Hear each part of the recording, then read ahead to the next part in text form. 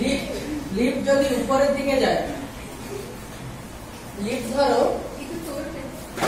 0 তলা থেকে, 0 তলা বলতে গ্রাউন্ড ফ্লোর থেকে first floor, second floor, third floor, fourth floor যাচ্ছে।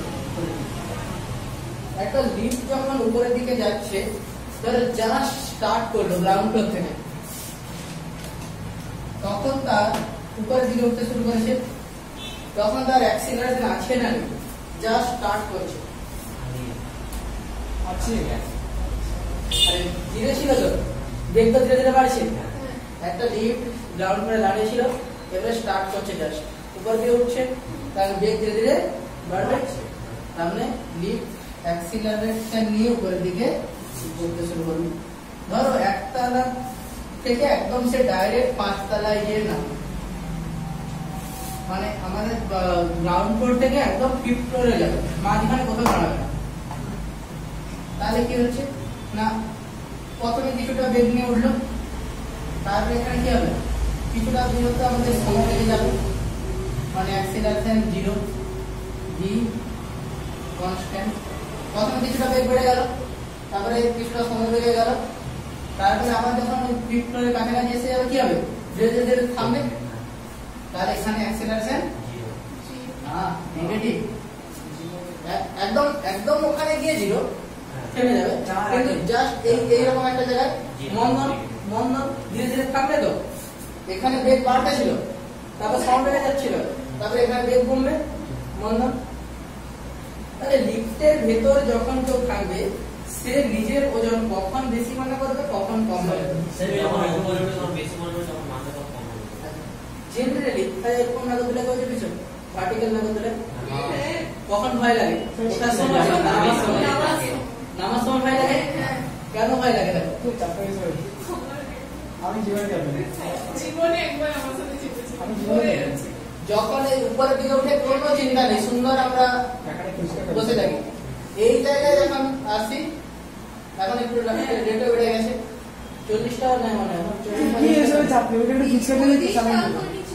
আমি এখানে আগে প্রথমে চার্চের মেলায় যেতাম, 10 টাকা 20 টাকা করে টিকিট ছিল। 10 টাকা 2010-11 এরকম ওই সময় দেখেছি। তারপরে এখন দেখি 40-50 টাকা। তো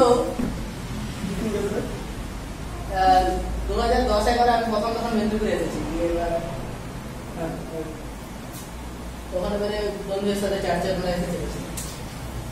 যাই হোক, জীবনে প্রথমবার আমার সাথে যেতেছি। হ্যাঁ, তখন তোমাদের মধ্যে নিয়ে এসেছিলাম মাধ্যমিক দিয়ে। তো মানে আপনি হচ্ছে মানে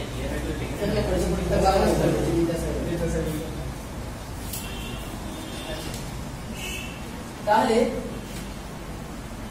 আমাদের যখন এটা উপরের দিকে উঠছে তখন ভয় লাগে না, নামাজ সময় ভয় লাগে। কেন? নামাজ সময় একটা হালকা মনে হয়, মানে এই উড়ে পড়ে যায়।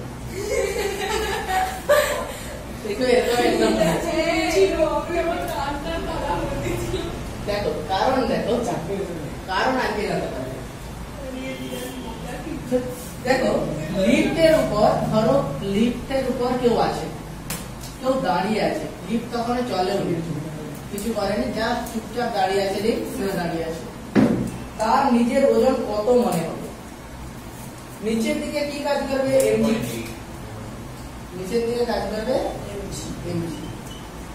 আর নিউটনের তৃতীয় গতির নিয়মে প্রতিক্রিয়া সমান বিপরীত প্রতিক্রিয়া আছে, তাহলে n - m সমান 0। তাহলে কোনো বেগ নেই, অ্যাক্সিলারেশন নেই, চুপচাপ দাঁড়িয়ে আছে। তার মানে তার নিজের ওজন কত মনে হবে? আমাদের নরমালি যে দাঁড়িয়ে আছি, বসে আছি, আমাদের নরমাল যেটা ওজন সেটাই আমাদের ফিল হচ্ছে। অ্যাকচুয়ালি আমরা ফিল করি কোনটা? অ্যাকচুয়ালি আমরা ফিল করি m ফিল করি। তাহলে আমাদের এই জায়গায় mg = n, তার মানে a = 0। এইবার ধরো লিফটটা a অ্যাক্সিলারেশন নিয়ে উপরের দিকে উঠতে শুরু করেছে, তাহলে আমাদের কোন দিকের বলটা বড় হবে? অ্যাক্সিলারেশন উপরের দিকে, তাই নিশ্চয়ই n বেশি। তার মানে শর্ত কি? n -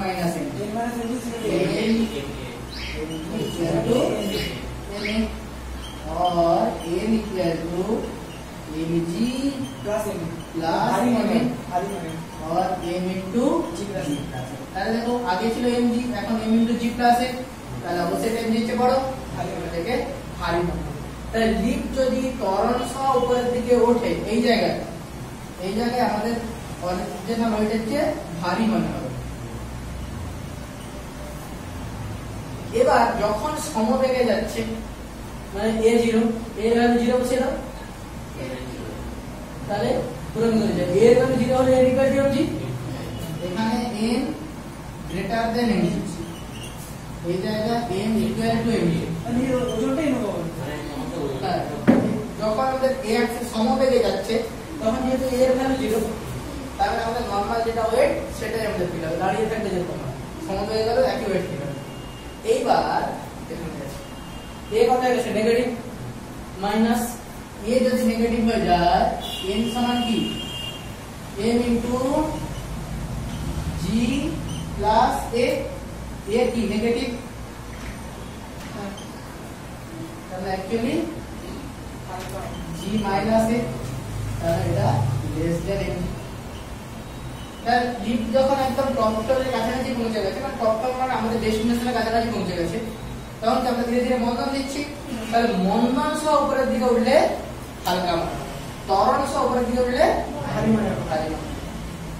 এইবার লিফট নিচের দিকে নামছে, এটা উপরে উঠছিল, এবারে লিফট নিচে নামছে, তুমি ফিফথ ফ্লোর থেকে আবার গ্রাউন্ড ফ্লোরে ফিরে আসবে, এখানে দাঁড়িয়েছিলে, এবারে কি অ্যাক্সিলারেশন নিচের দিকে, পজিটিভ অ্যাক্সিলারেশন, ত্বরণ নিচের দিকে, ত্বরণ জিএস তো সমান না এটা জিএস এর এই জায়গায় কি হবে সমবেগ হবে a ইকুয়াল টু 0, আগের বার এটা বলি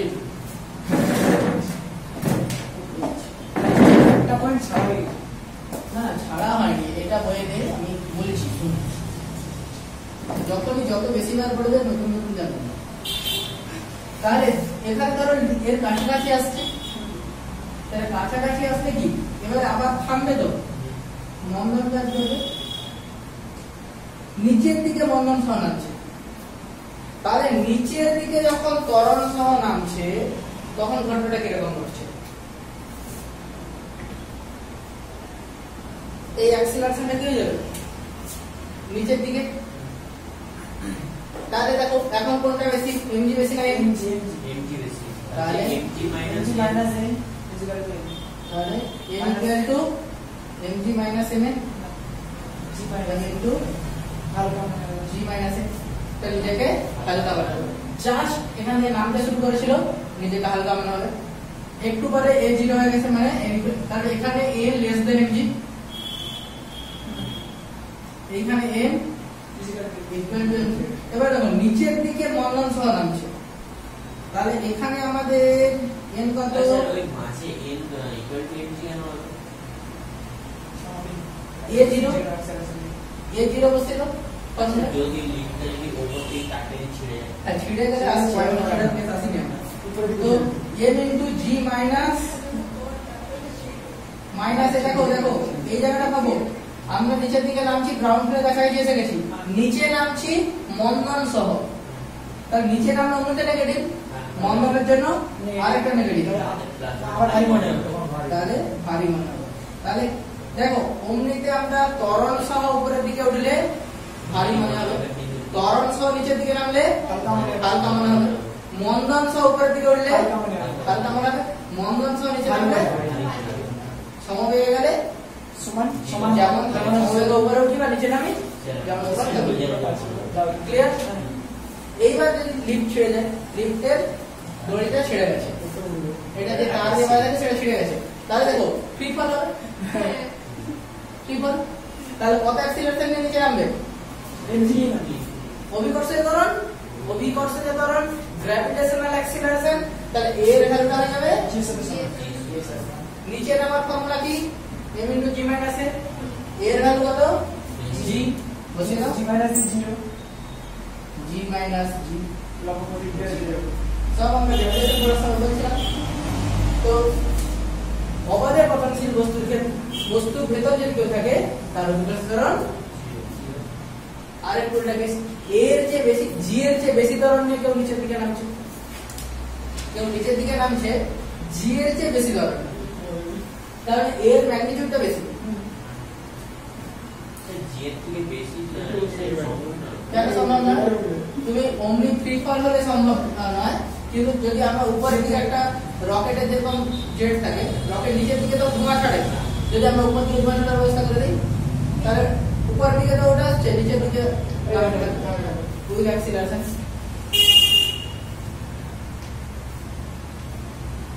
তাহলে ভাবো কেউ যদি জি এর চেয়ে বেশি ত্বরণ নিয়ে নামে, তখন আমাদের নরমাল ফর্মুলা কি? m into G minus a, এর ভ্যালু গ্রেটার দেন জি, তাহলে n এর ভ্যালু কি হয়ে যাবে? n এর ভ্যালু নেগেটিভ হয়ে যাচ্ছে। তাহলে ব্যাপারটা দেখো, নরমাল কেসে আমাদের n এর ডিরেকশন কোন দিকে হয়? উপর দিকে। এবার এই কেসটা দেখো,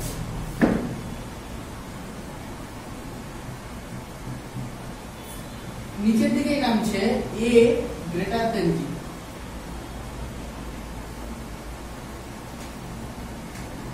নিচের দিকে আমাদের নরমালি এমডি কাজ করে, এখানে আমাদের এম কাজ করছে। তাহলে আমাদের নরমাল যেটা হচ্ছে যে MG minus A equal to M A, তাহলে M equal to M into G minus A, এবার এ গ্রেটার দেন জি, তাহলে এটা নেগেটিভ। তাই নরমাল কেসে এন হয় উপরের দিকে, এন যদি নেগেটিভ হয় তাহলে এর ডিরেকশনটা অ্যাকচুয়ালি কোন দিকে? নিচের দিকে। তার মানে কি হবে? কখন নিচের দিকে হবে? তাহলে এটা লম্ব প্রতিক্রিয়া। তো আমরা যদি এইখানে বল প্রয়োগ করি, লম্ব প্রতিক্রিয়া কোন দিকে দিচ্ছে? এর বিপরীত দিকে, এই পাশে। আমরা নিচের দিকে বল প্রয়োগ করলে লম্ব প্রতিক্রিয়া উপর দিকে, তাহলে আমরা উপর দিকে বল প্রয়োগ করলে লম্ব প্রতিক্রিয়া নিচের দিকে। তার মানে এর মাথাটা যে এখানে ঢুকে যাবে। ব্যাপারটা হচ্ছে যদি কেউ জি এর চেয়ে বেশি অ্যাক্সেলারেশন নিচের দিকে নামে, তাহলে তার সেটা ধীরে ধীরে ধীরে ধীরে উপরের দিকে একটা ফোর্স অনুভব করে। আমরা নরমালি কি উপর দিকে যখন কেউ করে নিচের দিকে একটা ফোর্স অনুভব করে, সেজন্য আমরা নিচে আসি। জি এর চেয়ে বেশি অ্যাক্সেলারেশন নিয়ে নিচে নামলে সে উপরের দিকে একটা ফোর্স অনুভব করবে, আর সে উপরের দিকে দিলে উপর দিকে তার মাথাটা সাদা কেটে যাবে। যদি আমাদের জি এর চেয়ে বেশি অ্যাক্সেলারেশনকে কেউ নিচের দিকে নামে, ধরো একটা লিফটের উপরে একটা সেই রকেটের জেট ইঞ্জিন লাগিয়ে দিয়েছে, এখান দিয়ে ধোঁয়া বেরোচ্ছে পাশে, তার নিউটনের দ্বিতীয় গতিসূত্র অনুযায়ী কি একটা ফোর্স পাবে, তার মানে কি জেট চেয়ে ধরে নিয়ে যাবে। বা কেউ ধরো একটা জিনিসকে এরকম ধরে উপর থেকে একটা ধরো বক্স, হ্যাঁ ধরো ডাইনোসরের মতো বা কিং কং এর মতো একটা, না হাতি চালাবে না, সিভিল এমজিতে কাজ করবে, ওর উপর দিয়ে কিছু দিতে হবে। ধরো কিং কং দেখেছো সিনেমা, সেখানে এরকম কিং কং ধরো লিফটটাকে ধরে নিচে এরকম ভাবে ছুড়ে দিচ্ছে, তাহলে কি হচ্ছে? লিফট অ্যাক্সেলারেশন নিচে নামবে। মানে এরকম ভাবে যদি কোনো ফোর্স দিয়ে এটা নিচে দিয়ে, হ্যাঁ এবার দেখো নাগরদোলা যখন নিচে নামছে, তাহলে ত্বরণ সময় নিচে নামছে, ত্বরণ সময় নিচে নামলে কি হালকা মনে হবে? ওই জন্য আমাদের হালকা মনে হবে, তখনই আমাদের ভয় যাবে।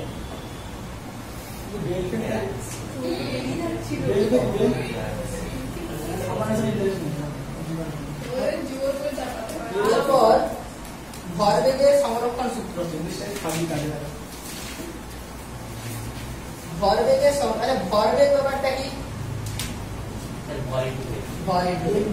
ভর ও বেগের সমন্বয়ে কোন গতিশীল বস্তু যে গতি অবস্থার সৃষ্টি হয়, সেটাই হচ্ছে ভরবেগ। তাহলে অ্যাকচুয়ালি ভরবেগ হচ্ছে ভর আর বেগের গুণফলের সাথে সমান। একক কি হবে? কেজি পার, আরে ভরের একক ইনটু বেগের একক, KG metre per second, KG metre per second. ভরের একক কেজি, বেগের একক মিটার পার সেকেন্ড, তাহলে ভরবেগের একক কেজি মিটার পার সেকেন্ড। মাত্রা কি হবে? মাত্রা হচ্ছে যে -1, বলো কিরকম মাত্রা কত হবে?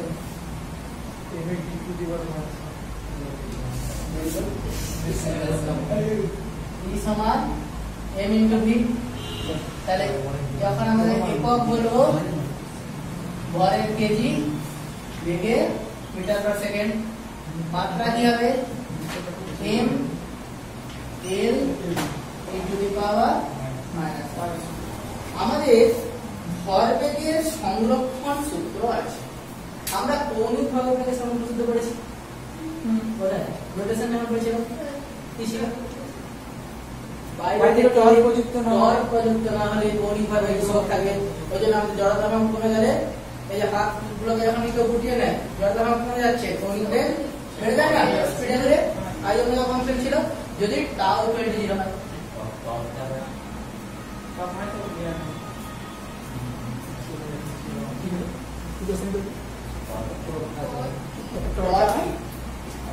দেখো কোন একটা বস্তুর উপর যদি সমান আর বিপরীতমুখী বল কাজ করে, দুটো এপাশে দিকে এক বল কাজ করছে, এপাশের দিকে আরেকটা এক বল কাজ করছে, তাহলে এদের যে কোনো একটা বল আর এদের ক্রিয়ারেখার যে লম্ব দূরত্ব তার গুণফল আর এটাই হচ্ছে টর্ক। টর্ক যদি ভেক্টর রাশি হয়,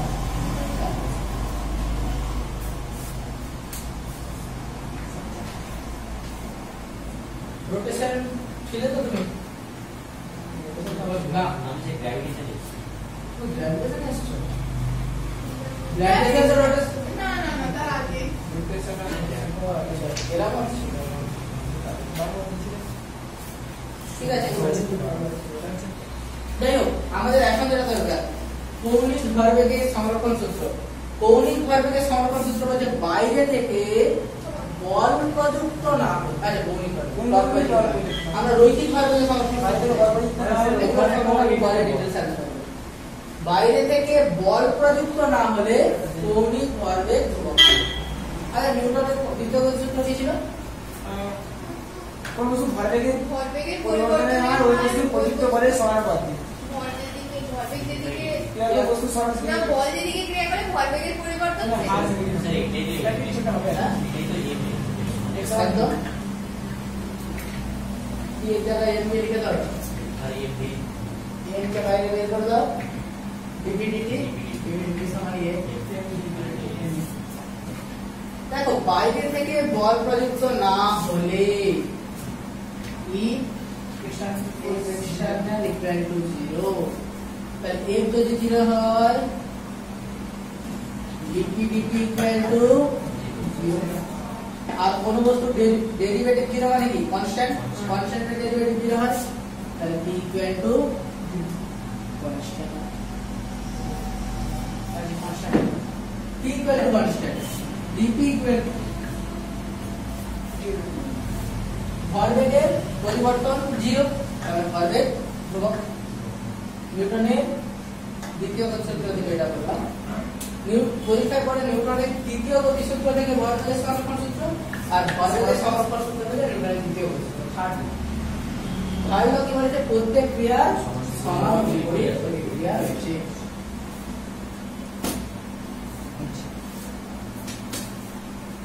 ধরো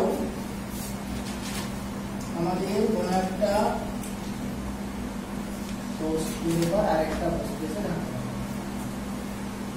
ধরো এটা এম কি বেগে ধাক্কা মেরেছে, তাহলে এরপর একটা বল কাজ হবে। সাপোজ আমাদের দুজন দুটো বেগ নিয়ে যাচ্ছে বলে দেই না, তাহলে m1 u1 বললাম, আর একটা m2 ভারের বস্তু এর পাশে u2 বেগ নিয়ে যাচ্ছে, তাহলে ধাক্কা হলো, তারপরে ছবিটা ঠিকঠাক হবে না,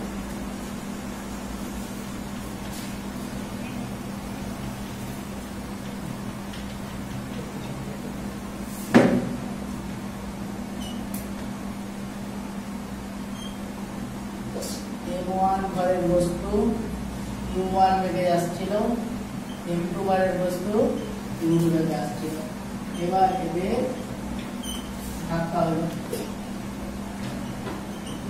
এরপর কি হবে দুজনের বেগ চেঞ্জ হয়ে যাবে, m1 ভরের বস্তুর বেগ হলো v1 হয়ে গেছে।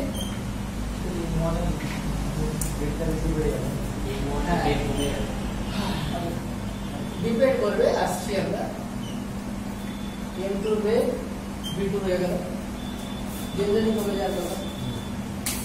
তো আমাদের সবসময় কমে যাবে এমন না, যে আমরা বের করেছিলাম v1 কত হবে v2 কত হবে, অন্যদিকে ডিরেকশন ভাবে বেগ বেড়ে যেতে পারে, বেগের ম্যাগনিটিউডটা বেড়ে যেতে পারে, এছাড়া পিছনের দিকে অনেক জোরে স্পিডে চলে আসতে পারে। আমরা একটা ফর্মুলা করেছিলাম, আমাদেরকে মুখস্থ করতে দিয়েছিলাম, মনে আছে? v1 আর v2 সলিউশনে যাই হোক, সেটা একদম প্রথম হয়েছে যাই হোক, সে আবার করবো আমি এখন এই পাশে লাগছে। তাহলে প্রথমে বলো ভরবেগ কত ছিল? m1 v1 প্লাস m2 এইখানে ভরবেগ কত?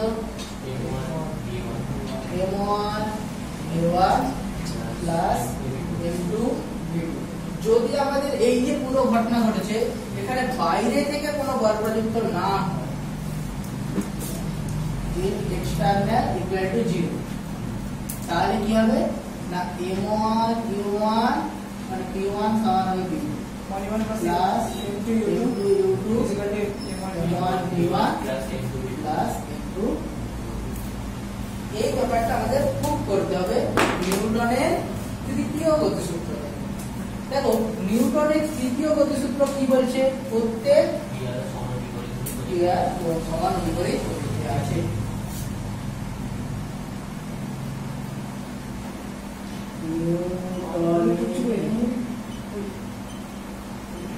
তৃতীয় গতিসূত্র, দেখো ধরো প্রথম বস্তুর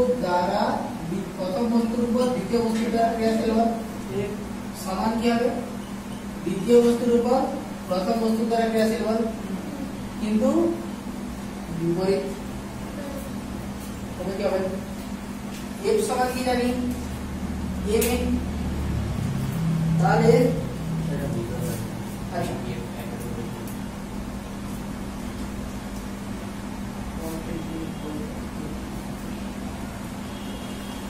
প্রথম বস্তুর দ্বারা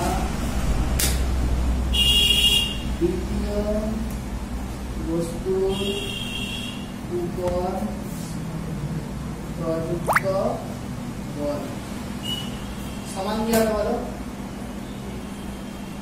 মাইনাস f2 মানে f দ্বিতীয় বস্তুর প্রথম বস্তুর উপর ক্রিয়াশীল বল বা প্রযুক্ত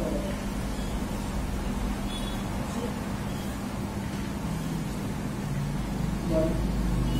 আচ্ছা 1 2 এর সমস্যা হচ্ছে তো, এটাকে শুধু f1 আর f2 প্রথম বস্তুর দ্বারা দ্বিতীয় বস্তুর উপর, তাহলে কে দিচ্ছে এটা?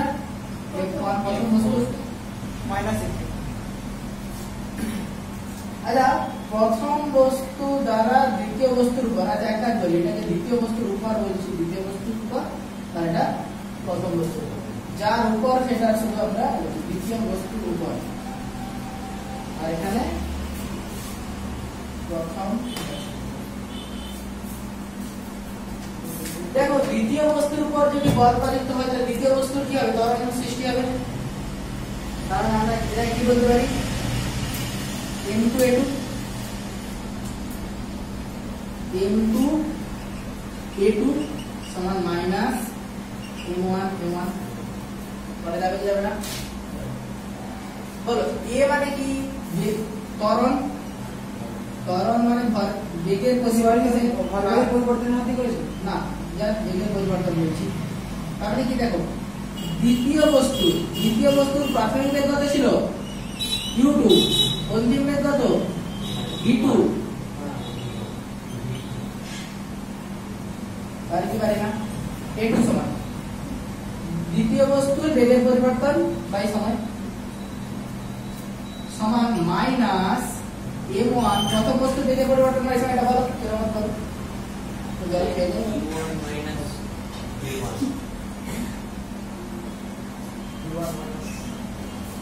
v1 এটা তো মাইনাস v1 এটা তো একবারে যেতে করতে হতাম যে বল ইজ ইকুয়াল টু ভরবেগের পরিবর্তনের হার v1 ইনটু v2 সব অনেকভাবে করা যায় এটাও করা যাবে গুণ করে দাও টি কাটে দাও গুণ করো যে দেখো প্রমাণ আসছে কিন্তু টি কেটে দাও উভয় পক্ষে তাহলে m2 v2 minus m2 u2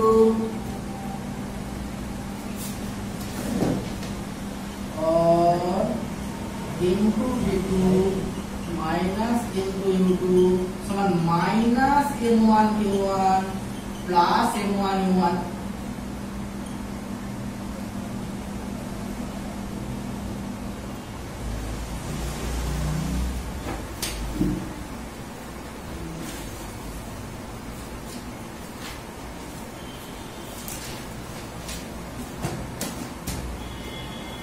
okay তাহলে প্লাস হলো মাইনাস কি দিকে দিকে ওই m1 u1 plus m2 u2 ওটা আসছে কি আসছে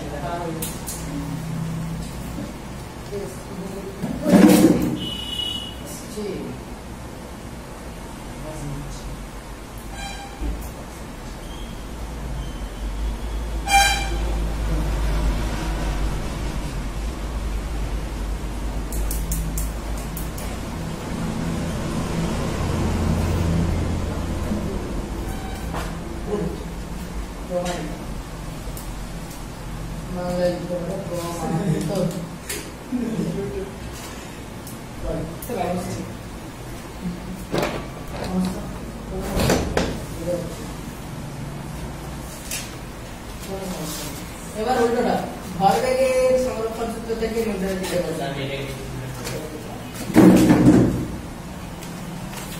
কেমন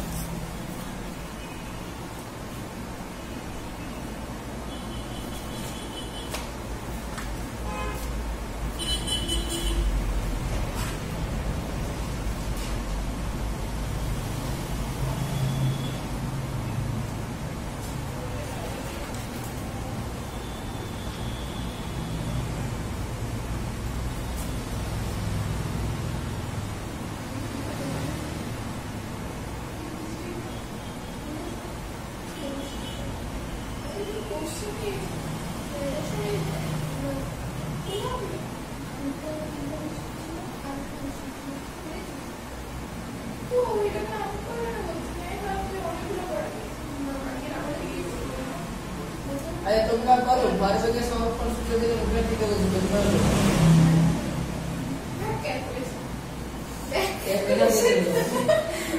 একদম এখানে এসেছো তো এই লাইন তারপর এই লাইনটা তারপর এই লাইনটা তারপর এই লাইনটা তারপর এই লাইনটা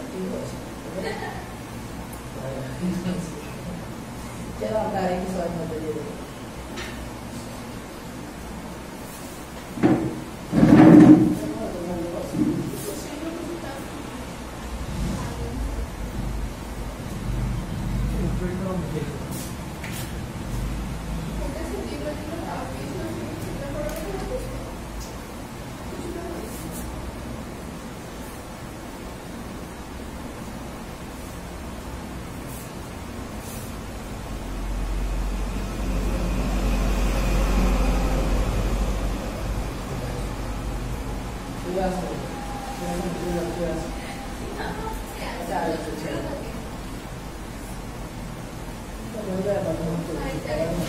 টাইম হয়ে গেছে তো ওই জন্য চিন্তা হয়ে গেছে নাকি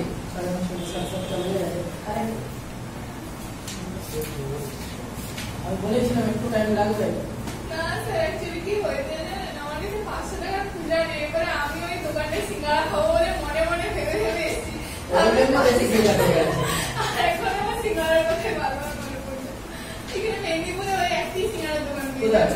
ওই যে ক্রুস্টারের কাছে ঢুকতে মানে ওই ইয়েটা আর কোথাও আমি সিঙ্গাড়া দেখতে পাই না সব আর পুকুরে দেখতে পাই মেদিনীপুরে আর কোথাও সময় নেই আমি ওইখানে দেখতে পেয়েছি বাকি একটা দোকানে সিঙ্গাড়া পাওয়া যায় কোথায় আরে দেখতে পাই সব নিউটনের তৃতীয় গতি সূত্র। এবার আমরা উল্টো পথে আসছি, ভরবেগের সংরক্ষণ সূত্র থেকে নিউটনের তৃতীয় গতি সূত্র।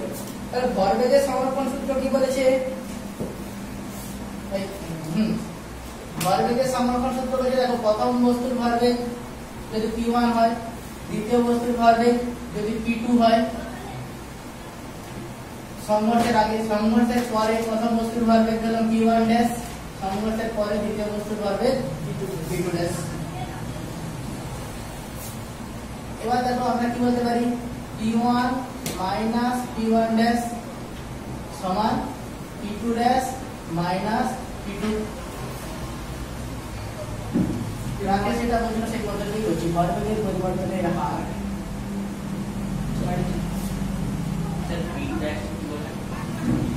p2 ড্যাশ হচ্ছে সংঘর্ষের পরে প্রথম বস্তুর ভরবেগ, সংঘর্ষের আগে প্রথম বস্তুর ভরবেগ, সংঘর্ষের আগে দ্বিতীয় বস্তুর ভরবেগ, সংঘর্ষের পরে প্রথম বস্তুর ভরবেগ, সংঘর্ষের পরে দ্বিতীয় বস্তুর ভরবেগ। ভরবেগের সংরক্ষণ সূত্র নিয়ে p1 p2 p1 plus p2 plus p1 dash plus p2 dash।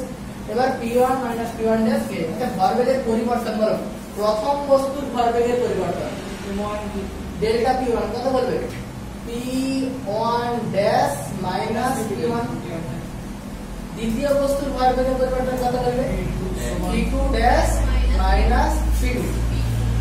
তাহলে এখানে কি পেয়েছো, p2 dash minus p2 কে t দিয়ে ভাগ করেছি, কিন্তু দেখো এখানে p1 minus p1 dash আছে, তাহলে এটাকে আমি লিখতে পারি minus p1 dash minus p1 by t। এটা ভরবেগ f মাইনাস f হয়ে গেল। দেখো ভরবেগের পরিবর্তন হারই হচ্ছে বল, তাহলে এটা হচ্ছে মাইনাস f1 সমান f2, মানে f1 সমান মাইনাস f2, f2 সমান মাইনাস f1।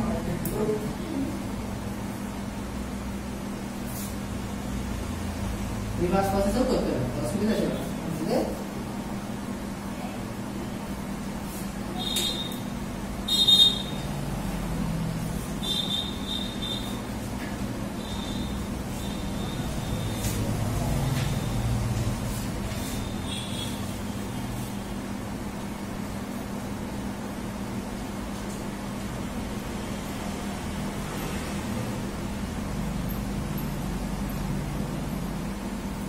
তাহলে বন্দুক থেকে গুলি ছুড়লে গুলি যদি সামনে এগিয়ে যায় বন্দুক কি হবে,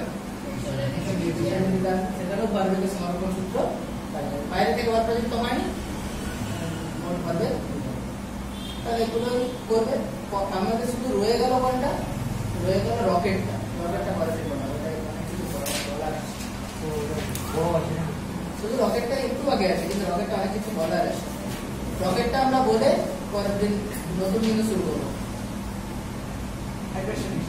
ঠিক আছে? তার জন্য